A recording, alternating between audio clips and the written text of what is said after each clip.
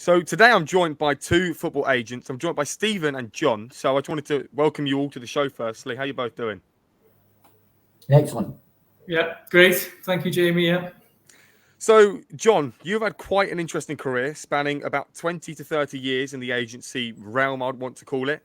But I want to know why it really stuck out to you. You're one of the first FIFA licensed agents. So, presumably, that market wasn't really a thing back then. So, what got you into that market? Well, believe it or not, I was working with some players in the financial services business, and one or two of them said to me, "Look, could you help me with a deal?" A couple of young players way back. It was actually over 30 years ago, and that started me in a journey of becoming a football agent. Was it easy to get into? Because, as I said, it wasn't really maybe the biggest of things back then. So, how did you get into it, and was it easy to do so?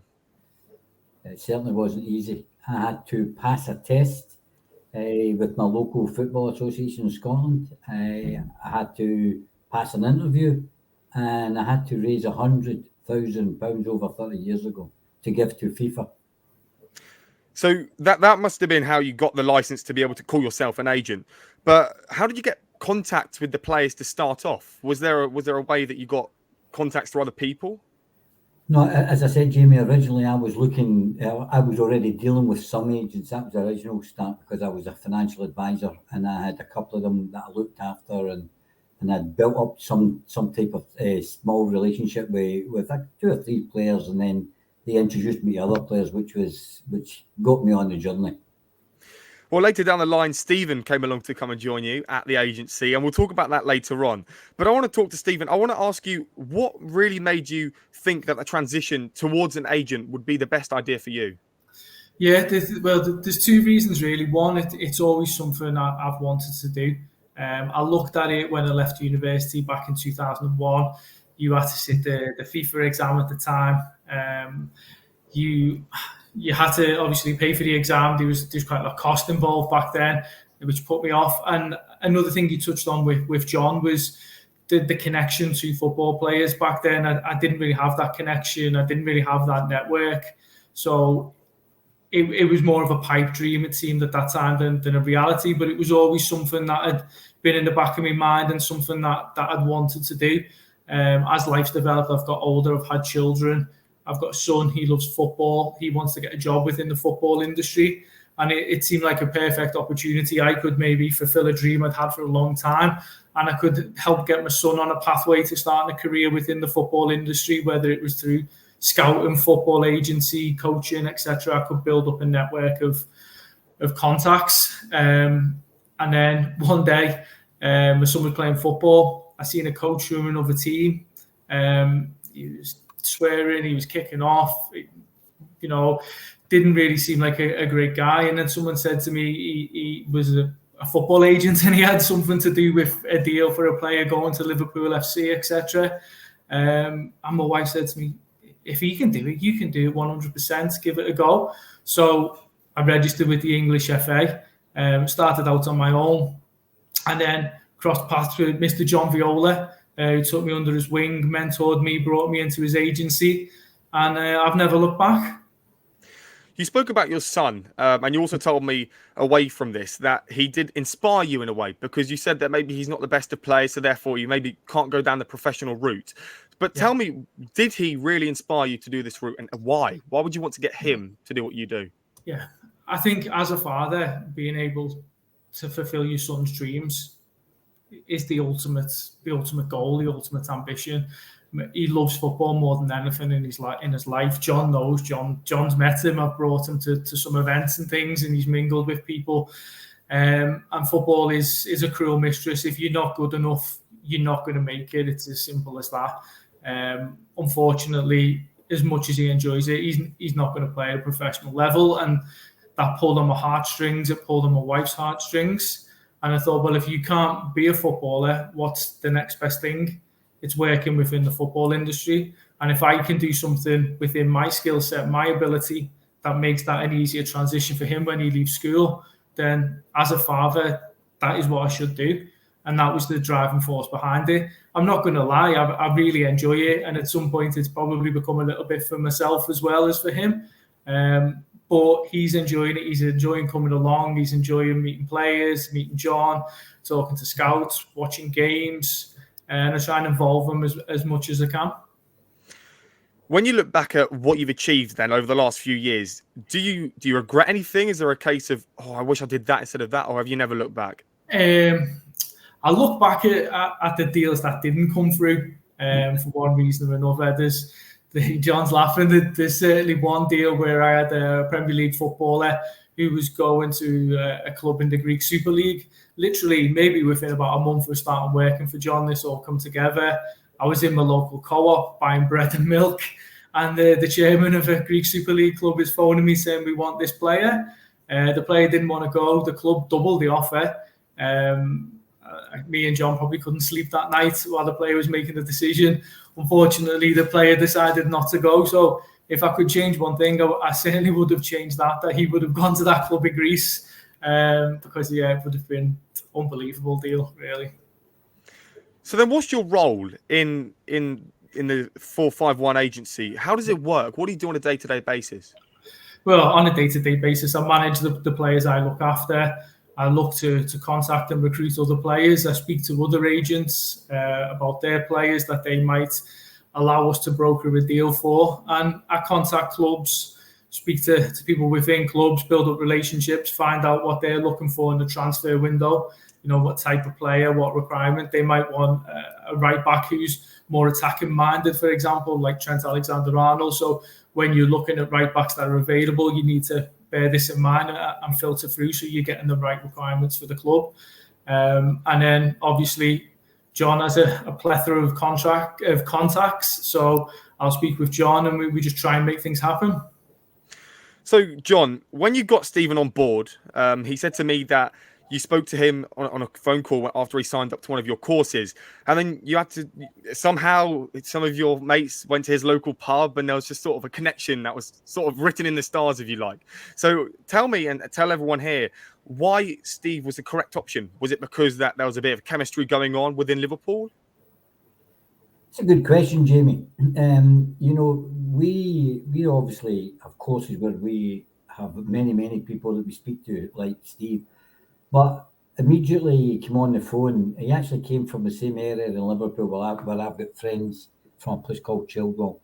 And that was the initial chat, believe it or not, was, you know, we knew about this particular pub that he drank in, my friends drank in, and I've been going here for years in Liverpool. But that was only just the initial chat. I realised very quickly that he was very keen. I realised very quickly that he was intelligent. He had enough on the phone to say, let's have a further chat. And that's how it started. And that's where we took it from, and he's grown from strength to strength. At the start of the interview, you spoke to me about having to get £100,000 in order to get this exam to become an agent. And you had to sell car. I think it was a property as well. Why were you so keen on doing that? Why was the love for the sport there in the first place? Well, I've always been a football supporter. I wasn't fortunate enough to be able to play or anything like that. And I was very keen supporter. And I knew, obviously, some footballers. And then I seen the opportunity that this new career could evolve. And that's why I went, and it wasn't just selling a car and a flat. I borrowed from my family, borrowed from friends, borrowed from the bank. Now, £100,000 over 30 years ago is a lot of money. But I managed to pull it all together and started this new career, which is, I've never turned back since. Well, I was going to ask you if you ever turned back, but you answered the question for me. But with your career that you've done in the last 25 to 30 years, you've dealt with some big players, Luis Figo, Roberto Carlos, just to name a few. And you must have also had some remarkable experiences when dealing with those. So could you tell us maybe one or two memories that you bring? We'd be here all night if we were talking about some of the memories, Jamie, you know. But I was talking to Steve just the other week there about a player that we brought from Real Madrid to Middlesbrough. And his name, Christian Carambou. I don't know if you remember him. He was a World Cup winner with France. He was obviously a European Cup winner with the Champions League with Real Madrid. And we brought him from Real Madrid to Middlesbrough, of all places. But the interesting thing about that particular story is that most people weren't really interested in him. It was his wife, who was a supermodel at the time. And that got just as much publicity as a Real Madrid player coming to the Premier League. But that was a very interesting deal, because there was a lot of work to be done with Real Madrid in the background, which wasn't easy at the time to pull all that together. But we done it, and he had a good time there. We're still dealing with him now, because he's a sporting director at Olympiakos in Greece, and we're still doing business with him. And that's a great thing. If you look after people, do the job right and correctly, the longevity continues on throughout their career, because they move on from just being a player to other areas in the game, Jamie. But John, what do you prefer? Do you prefer the big moves, the ones that are going from Real Madrid to Middlesbrough, those kind of moves? Or do you prefer maybe the niche kind of moves that don't cost as much money, but you still enjoy those as well? Believe it or not, Jamie, do you know what move I love? The one that makes the player happy. Whether he's moving from Bolton to Macclesfield, or whether he's moving from a team in Hertfordshire, getting out his first game, or whether he's going from Real Madrid to Middlesbrough, it's what makes the player happy and gets them going in the game. And look, for me, we have done every type of deal you could imagine, and it's a satisfaction you get that you have taken somebody where they want to be. Stephen, you also help with that as well. You get the players the moves that they want, obviously bar from that move to that Greek club. But on a day-to-day basis, you deal with a group of players, correct? And do you share contact with them? Is it every day you might call them up and ask them how they're doing, or is it once in a while? Yeah, it's not every day. It depends on the player. Some players I'll speak to maybe on a monthly basis. Some players I'll speak to on a weekly basis. Normally, when they've got a game coming up, I'll send them a message, or I'll give them a call. We'll have a chat, and then we'll have a little bit of a debrief after the game. So it depends on the player. Some players want to speak to you regularly. Some players are happy, speaking to you maybe once a month or when they need something. And I think it's also your understanding of the player as well. People have different personalities. Some people are chatty. Some people don't really want to chat. They just want to get straight to the point. So in all honesty, it depends on the player, really, how often you speak to them. Well, you actually failed your first FIFA agent exam, and then you had a successful attempt over last September. So could you tell me why you decided to go for it again? Were you that motivated the first time, or even more motivated the second? Yeah, well, obviously, I don't like failing at things. So first off, I wanted to take it again and pass it. But you have to pass it now, because as of the 1st of October, that's just gone. You need to have a FIFA license to do any international transfers within this industry. So if I didn't pass that exam second time, then my dreams were over. I would have had to stop and then retake it in May of 2024 and put things on hold. So it was not something I wanted to do. I love this. I love this job. I love this career. I wanted it to carry on. So I had no choice but to pass that exam second time, which I did. And to be fair, it's probably one of the most difficult exams I've ever taken. I've got an honours degree in computer science, and that was nothing compared to this FIFA exam. You're under pressure. It's time. The questions are tricky. They're designed to catch you out. You don't know whether you've got to give one answer or three answers. And if you give two answers and the question requires three answers, then it's wrong. And you have to get 75% to pass it. So I'm just relieved that I've done it in September. That's now behind me. I'll never have to sit it again, and I can move on. But again, a big thanks to John Viola, because his mentorship and his package that he has to help you pass the exam definitely came in handy, definitely got me through. And I think we had a 80% pass rate for everyone who sat the course, was it, John? That's right. Something I was really proud of. How do you make that happen, John? Is it just you? Is it you as a person? How do you get your knowledge onto your students, if you like?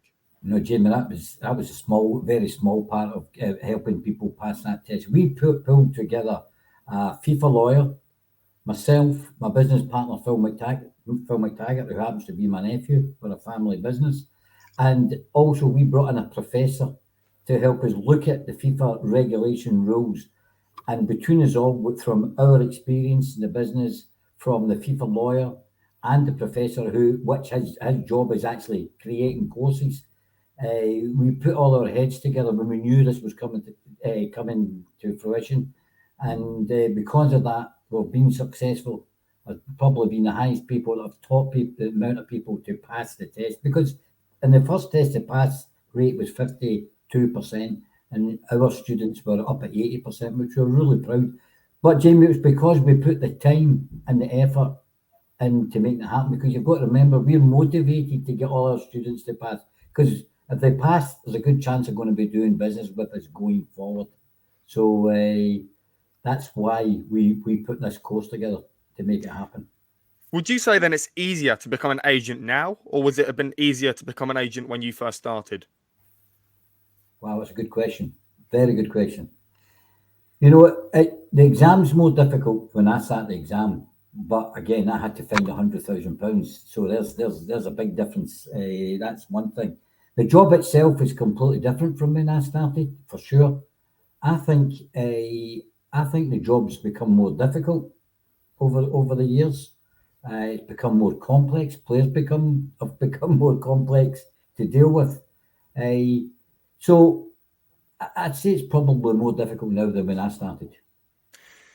So Stephen actually told me that the agency that you own, joint own, is a family agency, and he said he was quite proud of that. But why do you prefer a family agency? Because we've all heard the saying, never do business with your family or friends. So why did you decide to go against that and start it with your nephew? That's another very good question. I tell you why. My nephew, 25 years ago, again, 23 years ago when he started, he was working in banking, and he was looking for a change at age 20. And I brought him in to look at the agency business, and he loved it, just like Stephen did as well. And then we continued on. And then my son, 8 years ago, he left he was working for a lawyer's company, and he wanted to have a look at it, and he joined us. It wasn't like, oh, let's make it a big family business. But that's the way it happened. And you're right, family and friends working can be difficult. It can be challenging. But there's good and bad parts to that, Jamie. And for us, it's worked out really good. And we're happy with the way it's went. You said you're happy with the way it's going. Would you be happy with what would you be happy with if you look back in a few years' time? What would be the ultimate goal for you to have achieved? That's an easy question. Is it people like Steve who we're mentoring, and we've got many people like Steve to be in a position where they can maybe even start their own agency or go to the top with us. You see, we're passing on our knowledge that we've been in this business a long time. And if somebody had said to me 6 or 7 years ago, you're passing on knowledge and spending time with people like Steve, I'd have thought they were crazy, because, you know, we were in the business of just buying and selling players. But we love teaching people. 2 reasons. One, what a feeling it is when you bring people through and mentor them and you see them doing well. It's amazing. But there's also a business in there as well, because people like Steve that are working along as we share business, he's working alongside us and doing a great job. And it's a win-win situation for everybody, Jamie. Stephen, you live in Liverpool, and obviously I'm a Liverpool fan. I'm not entirely sure about you, John. Hopefully you are a Liverpool fan yourself. But you do live close to Liverpool, so you may have some contacts with Liverpool or Everton. Is that the case? Do you often go down there? Well, I've been a Liverpool fan all my life. I was a season ticket holder from the age of 15. I used to go to games home and away. Not so much now, because I've got a family, I've got business commitments, etc. So whenever I can get down there, I do, as much as I can.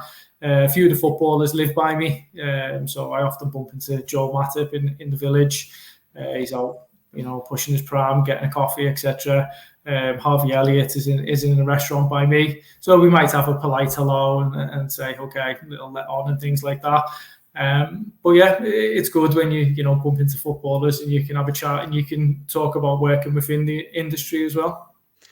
Are you well known in the local area? Could that be a case in a few years where you get those players on your board?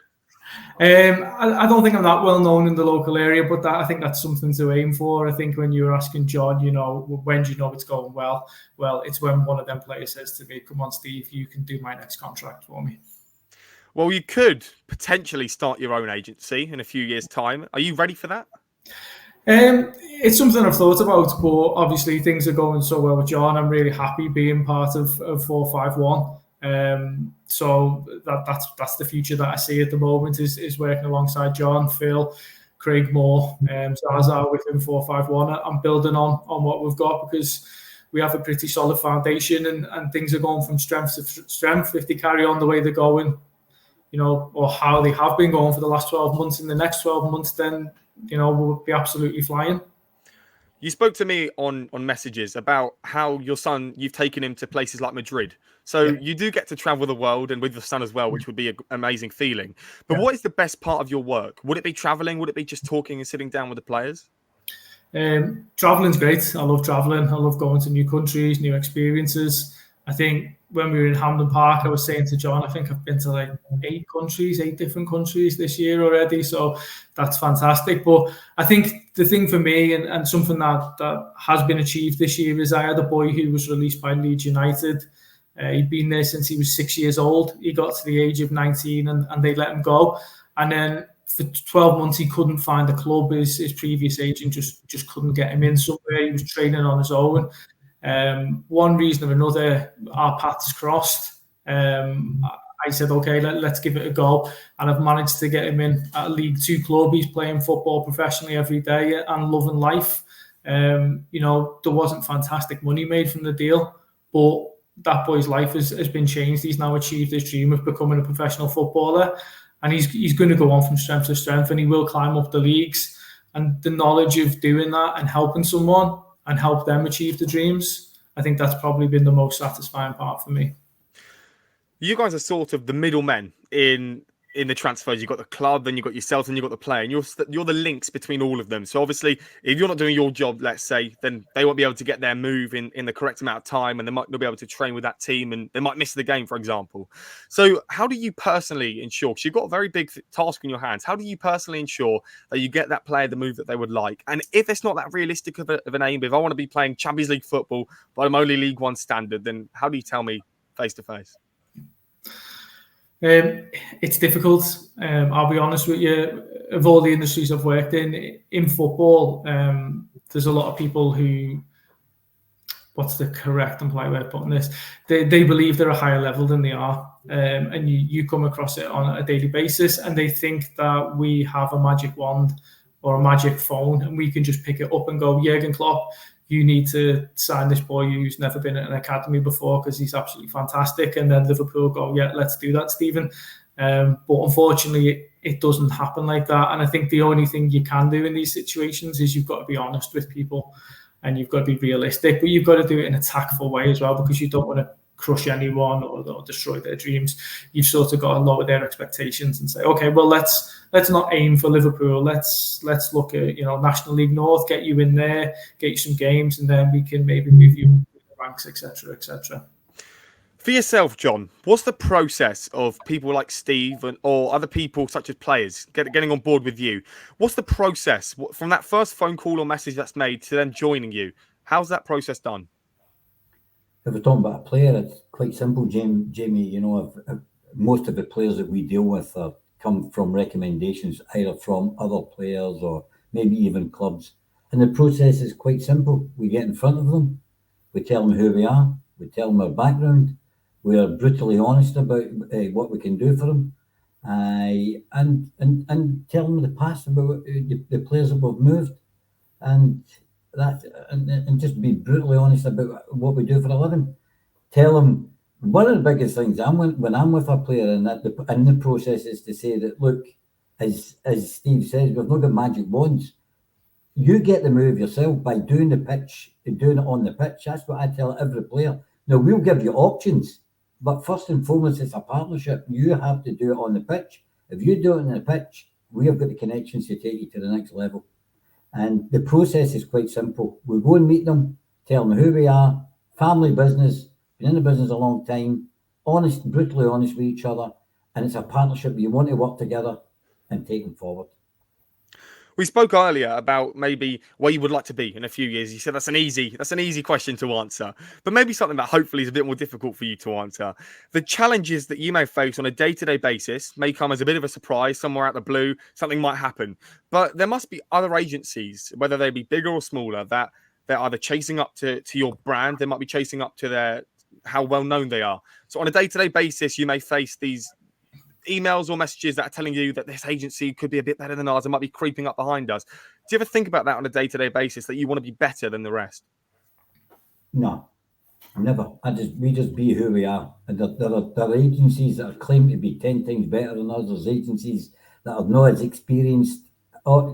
Every day, there's hundreds of agencies, thousands of agents. For us, we just go and tell them who we are and what we do. Family business, honest, work hard, do our best for you. We don't really, competition is not something that we are concerned about, Jamie. When you created Agency 451, there must have been a risk, surely, because it's such a mind-blowing idea that maybe not everyone would come up with. And even starting any sort of business would have the risks in itself. But why do you think you were the right man to take on those risks? Look, there's always risk in any new business that you start. Jamie, you're doing this, your radio business, and you're putting time and effort into that. There's a risk whether you're going to get anything out of that. That's in any walk of a business that you start. But I was quite confident when I first started this business because I was already in business.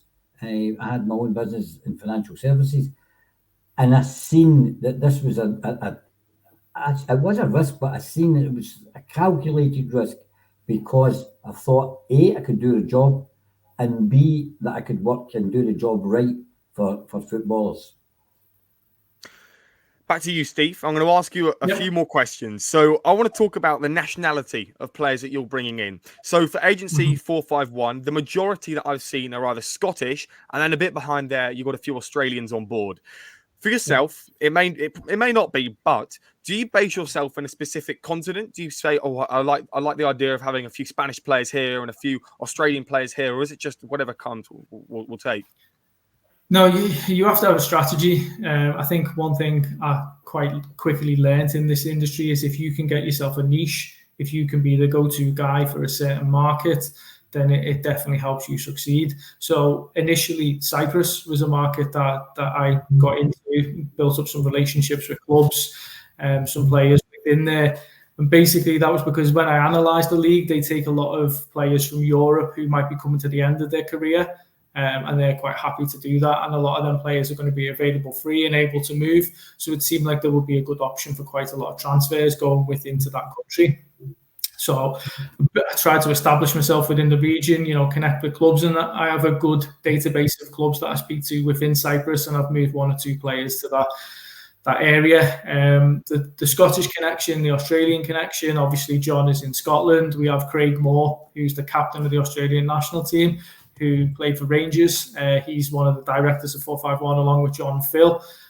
So he has a massive connection with an Australian football. And then that's why we have the Australian players coming in. A market that I'm working in at the moment is Nigeria and Africa, because there's quite a lot of good emerging talent coming through from Nigeria. One player we did move was a Nigerian under-21 player who has gone to play for Livingston in the Scottish Premier League, which is probably one of the first times a player's gone directly from Nigeria to Scotland. Is that right, John? Well, it was more importantly, Steve, it was a player that went directly from an academy, because he wasn't even playing for a Premier League. It was an academy. Yep. And everybody's been contacting Steve and myself since, especially from Nigeria, because it's the first time it's ever happened. This lad was playing for an academy, and then 6 weeks later he was playing against Celtic. So that was a great achievement by Steve by making that happen. How did you make it happen? Did you see him on social media? How do you get the analysis that you need on specific players or clubs? Well, with this certain player, I have a scout I work with in Nigeria, and he goes out and scouts players and he recommends them to me. He'll also put me in touch with players. He recommended this player, Samson Lawal. We watched him play in the U20 World Cup in Argentina, I think it was. Me, John, and some other people from the agency. The feedback was he was a good player. We thought that he could play in the Scottish Premier League. We managed to get in touch with the boy's uncle, who knew John. I'd done one of John's courses. Me and John met the uncle in London. We spoke about it. Samson signed for our agency. We put him to Livingston. He went over on trial. Livingston liked him. And then everything fell into place from there. But how did you really ensure, because maybe visas might play a bit of an issue with getting players from Africa or anywhere else into the UK. So how did that work? How long was that process? How long did it take to get that player over to Scotland? It took about, I think it must have been about 6 or 8 weeks. It's not a simple process, Jamie. You have to, Scotland is a bit different from England, I have to add. But it took us 6 weeks from getting the visa to even get him in on trial. Then once Livingston liked him, we had to go through another process where we had to put him in front of a panel in Scotland. And he actually even as well had to go for an English test. There was a lot of things involved. And at the end of it, we managed to get it over the line. And only a few days after we got the visa accepted, he made his debut against Ayr United, and then the week after he played against Celtic, which was like a dream come true for the lad. Well, for yourself, John, at one point, Stephen told me that you represented about 75% of the Rangers players. Why Rangers? Is it your local team? Why was the club so attracted to you? That's a very controversial question to ask a Glaswegian, by the way. No, actually, I'm from Glasgow, obviously, and Rangers is in Glasgow, but I actually support Celtic, which is quite unusual. And it started with a couple of young players many years ago. One of them being Craig Moore, who now works with our agency. And because I've done a job correctly with some of these guys, they introduced me a lot of other players, but I also had players at Celtic as well. Stephen, you spoke about your son a little bit earlier, and we also spoke about you getting him into the business, and you said that he's level 2 in the scouting levels. So talk to me about these levels. How many levels are there, and when will he have to sit this exam that you absolutely hated? Yeah, so to be an agent, you don't need scouting qualifications. It helps if you understand the game and you know the game, and you can pick out a good player, but you're not actually required to do any scouting qualifications. That was something he'd done just to get him on the pathway. Scouting could be a career that he wants to go in. So we work a bit with IPSO, the International Professional Scouting Organisation.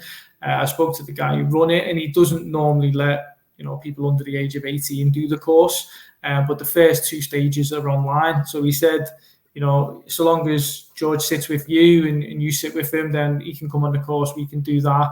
We'll give it a trial because it's never been a market that we thought to push the course out to. So me and George done the course together. He absolutely loved it. And yeah, he got a certificate for level 1, level 2.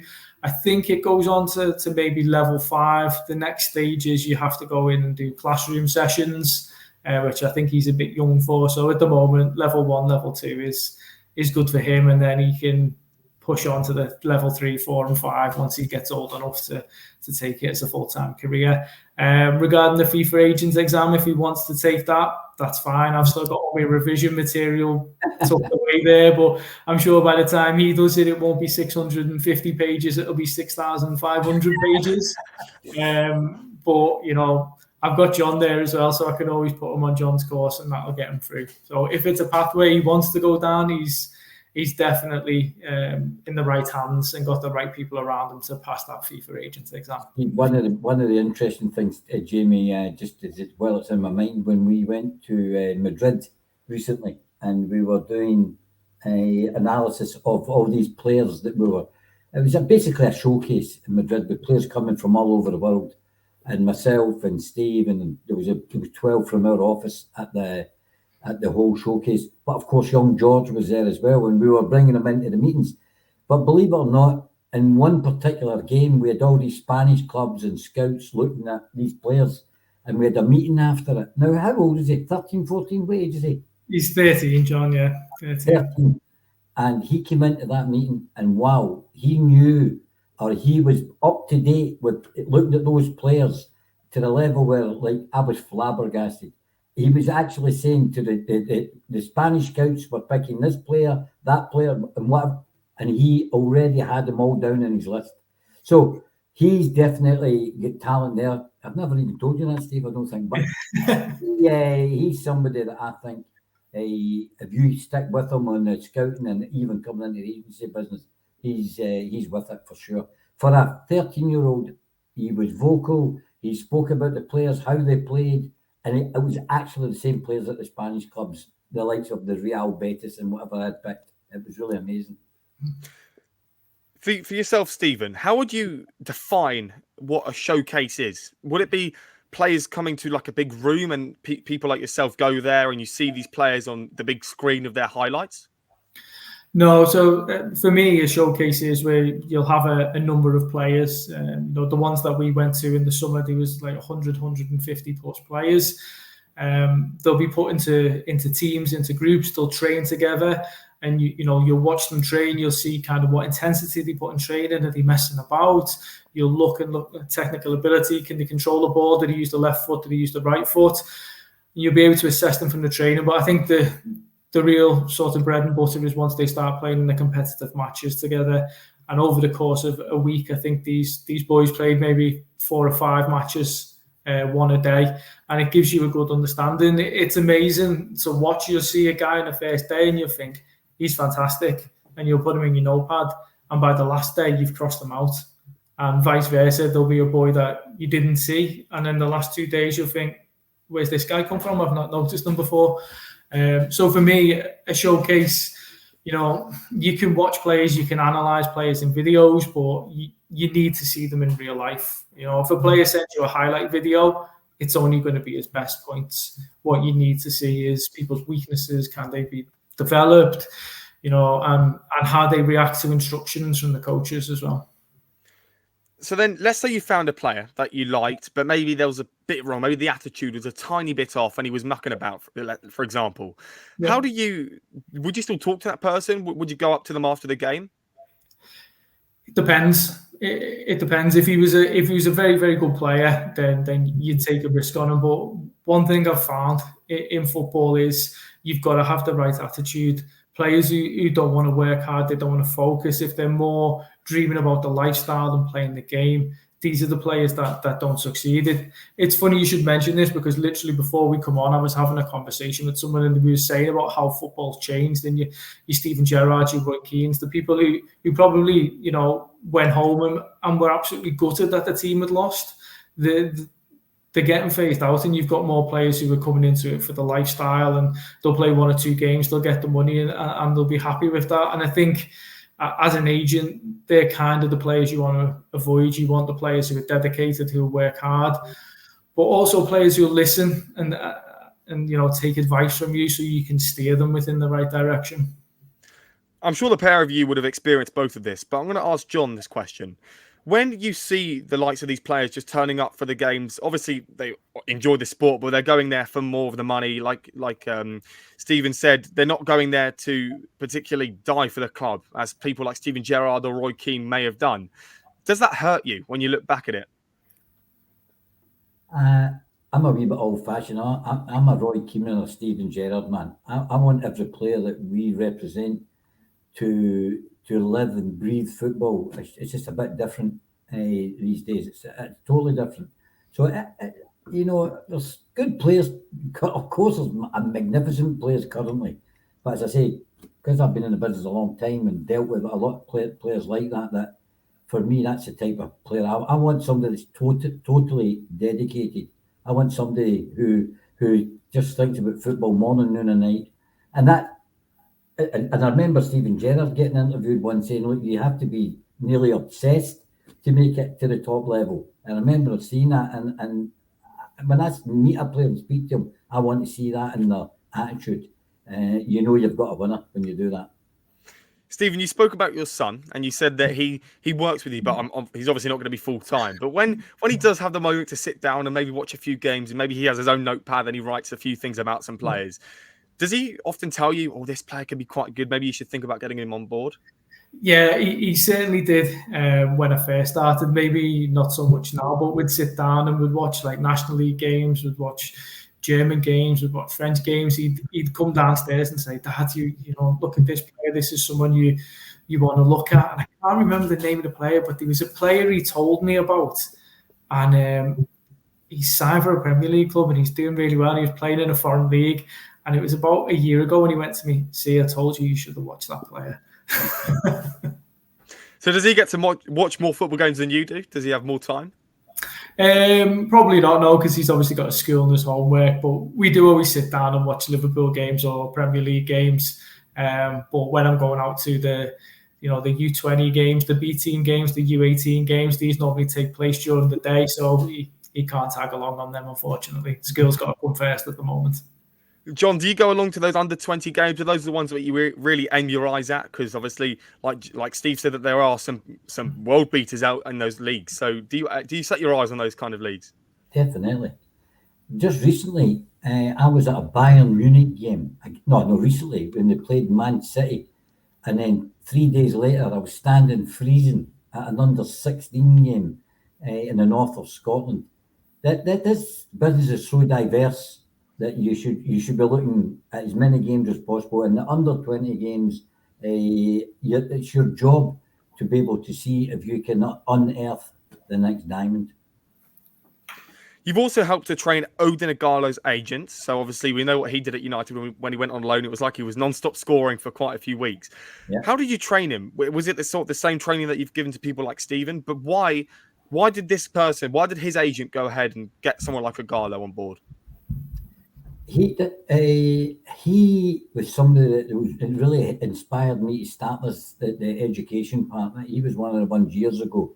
He was just somebody that really, really wanted to become a football agent, and I helped him and I mentored him. Same as what I'm doing with Steve, and he's been super successful. But he was obsessed with becoming an agent, and that's the same. You have to have that same attitude if you really want to make it. He was going to games morning, noon, and night. He had a job as well, and I remember at one stage his wife was saying, "What are you doing?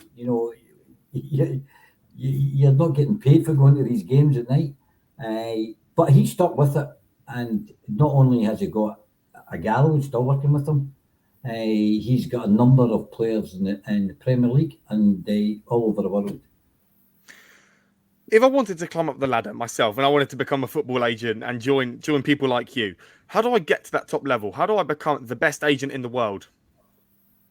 But first thing, this isn't a get-rich-quick scheme. Anybody that thinks, "Oh wow, I've just seen an interview with Steve and John, I'm just going to become an agent," it's a hard job. There's more fail than make it. So let's get that clear right away. But it's like anything else, it's about putting in the time, the effort, learning ourselves, teaching people, getting to pass the test that Steve's just done. It's just like any other business. You have to put in the time and the dedication. And if you're really enthusiastic about what you do, then you've got a better chance of probably making it. Stephen, you spoke to me when you first started for about 2 to 3 years. I think you were working independently. I want you to talk to me about that time that you were doing it solo. But then you said to me you struggled. Why did you struggle? Did no one know who you were? Was it getting your name out?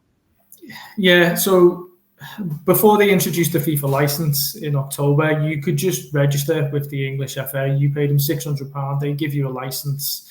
You pay £300 a year to renew your license. So I decided to become a football agent. The first point to start is to apply for the license, get the license. So I paid my money. I got that, and then I thought, where do we go from here? I don't have any contacts within the football industry. Maybe I've got in over my head.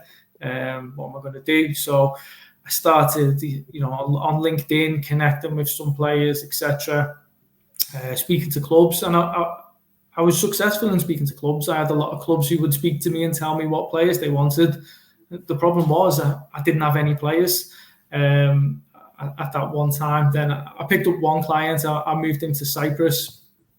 He's still there now, playing in Cyprus, but it just wasn't going the way I wanted, and I was frustrated with it because I knew I could be good at it. I just didn't have the right direction. I just didn't really know enough of what I was doing, and that's why I initially registered for John's seminar, because strange enough, I remember John's name from when I was younger, and you put teletext on BBC and you'd see like football agent John Viola working with Barry Ferguson, things like that. So instantly I thought, okay, I'm going to go on this seminar and see what it's about. Went on the seminar, I thought, okay, this sounds good. This guy's got a lot of experience. He knows exactly what he's doing. And then, we spoke on LinkedIn, and John said, he called me up. We had the chat, we connected, and he said, okay, come on my mentorship program. I'll take you under my wing. We'll see what we can do. And then I've never looked back from that day. It was probably wasn't probably the best decision. It was the best decision I've made in my life. John, when I've looked through the agency that you own on Transfer Market, from what I saw, there was no coaches and there was no women's players. Are these the sort of routes that you would like to go down, especially the women's route, knowing how big it's become? Well, believe it or not, we have got quite a lot of coaches. Are just not on. Not all the players are on the what do you call it, Transfer Market, and we do have coaches. We're looking. In fact, we just took a coach out to Georgia just 5-6 months ago, and we're just before we come on here just now. I've just spoke to a club about a coach, and I've just come back from Saudi Arabia just a few hours ago, talking about taking a coach there. They're just not in Transfer Market, so we do deal with coaches. The women's football is certainly something really interesting. And 3 years ago, Phil and I actually interviewed an ex-England national team lady who was trying to break into the business, and we never took it to the next level. And it's a sort of a small regret we've got, but it is something in the ladies' football, definitely is going to go through the roof in the next few years. And maybe, Steve, you should be getting involved in that. Yeah, I do get quite a couple of requests coming through now from clubs abroad for women footballers.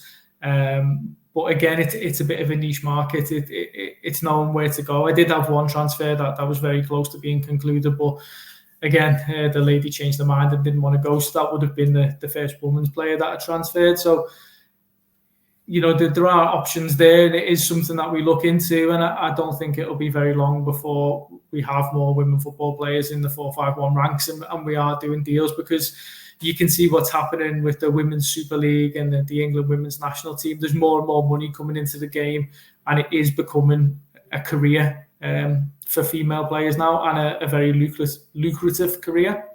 And that's only going to get better, and it's only going to increase the transfer fees that are paid, the salaries that are paid. And once the money flows into the game, it's only natural that more and more people will want to be involved. John spoke about turning that lady down, the ex-Lionesses player. Do you ever turn people down? Do they? I know you spoke about the poor attitudes, but I'm talking about if you get into those stages where you are talking to them and you are thinking about getting them on board. Do you ever think this person's not right? And if so, why? Yeah, we turn a lot of people down, to be fair, for various different reasons. You want to help as many people as you can, but obviously, the old saying, time is money. We get paid from moving players. We make commission from transfers. Therefore, we have to have players that we think have a value to clubs, that clubs would want to buy, that clubs would want to offer good contracts. So on LinkedIn, literally daily, I get probably 20, 30 players contacting me saying, I want you to be my agent. I want you to help me. I want you to move me. But if you've got a player who's 26, who's playing semi-professional football, unfortunately, probably their time has passed, and it's quite difficult to move. Don't get me wrong, you've got Jamie.Mccreedy, but I think he was like 20, 21 when he was playing semi-professional, and then went on from there. So there's a lot. We don't say no. We do watch the videos. But yeah, unfortunately, there are a lot of players who aren't at the right level for us to help. And then another one is players' attitudes as well. If you speak to a player, you feel hasn't got the right attitude, etc., you've got to have a good connection, because you're going to be working with this player throughout the career as well. So maybe there just isn't the right connection there isn't the belief, etc., and we wouldn't look to sort of take it any further. It's like any business, if you think about, if you're going to recruit a member of staff, you're not going to recruit someone who is not suitable for that position. But what we're doing is we're looking for candidates that would be right for the positions that the clubs are putting forward to us. John spoke about coming back from Saudi Arabia and doing some deals over there, and we know how big it's become with Ronaldo going over to Saudi and Qatar hosting the World Cup, and Dubai all having the oil-rich money, as they say, to have those investments to bring those sorts of players through. And you also spoke about a coach going to Georgia, which is quite an obscure country for the European eyes, or is. So I want to know why, or what leagues are the easier leagues to be dealing with. I mean, we understand that English football can be so competitive, and you spoke about Liverpool example earlier that Jurgen Klopp's just not going to want to take a semi-professional 26-year-old, for example. So is there any easier leagues that are more likely to say yes than no? Again, we've done business in over 30 countries, and you're saying there are easier leagues. Georgia, just to mention that one, is just a brand new league that we've been working on in the last year, and that's because one of the guys who worked for our agency is from Georgia, and he opened the doors there. And we have learned quite a lot about that country in the last year because there's great players. It's just a lot of people wouldn't go there, Jamie, because of where it's situated. And it's a wee bit obscure. You're right about that as well. But we have learned there's good players there to take in and to bring to other clubs in Europe. Look, there's periods. What I've learned in this business, there's periods where countries have been good to go and work in. At one time, Belgium was a favourite place everybody wanted to do business with, maybe 10 years ago, and that was the flavour of the month, if you like. There's some countries that are easier to do business in. There's some that are really difficult to do business in. But for us, we're looking for whatever's the best opportunity, no matter where the country is, for our players. And that's not just going there. We're talking about maybe obscure countries bringing their players to other places in Europe. So it's not one that's particularly easier than others. But you've got to be open-minded and just be looking for the best you can, no matter where it is, for your player. Well, that wraps up everything from myself today. Thank you very much, lads, for joining me. Jamie, pleasure. Yep. Thank you, Jamie. Thank you very much, guys. Talk to All you the soon. best. Thank you. Cheers. Thank you.